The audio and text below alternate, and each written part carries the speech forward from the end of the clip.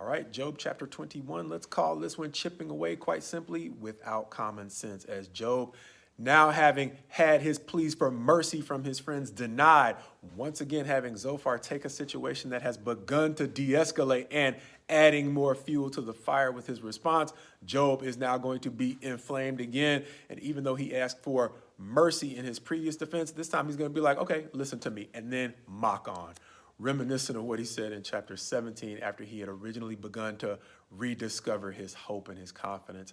As in this chapter, I hope I'm not oversimplifying the summary to say it may neatly break down in 4 questions that Job uses to help his friends see the way in which their responses lack common sense.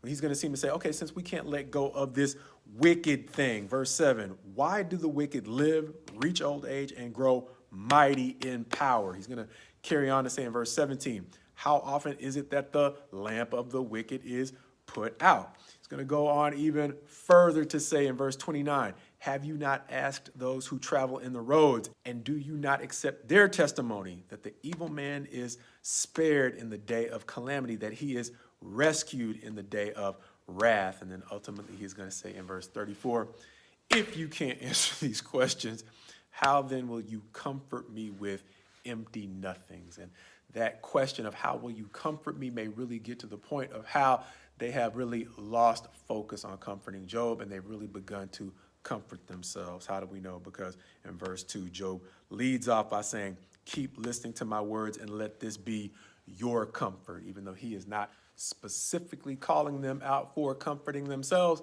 comforting Job seems to be something they are no longer interested in doing.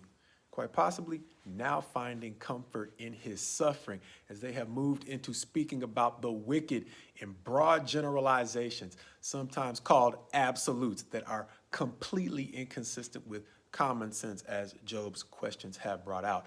Look at it this way. One of the classic debates is evolution versus creation. And one of the questions that's sometimes posed to those who believe that we evolved from apes is, okay, if we evolved from apes, why are there still apes? And that debate aside, it seems at least fair for Job to be able to ask his friends, okay, if the wicked are swept away so completely, why are there still so many wicked? Meaning, once you get through setting me straight, be careful on your ride home, because you might find plenty of wicked looking to get at what you've got. A relatively simple bit of common sense that seems to have gotten lost in their fixation on Job.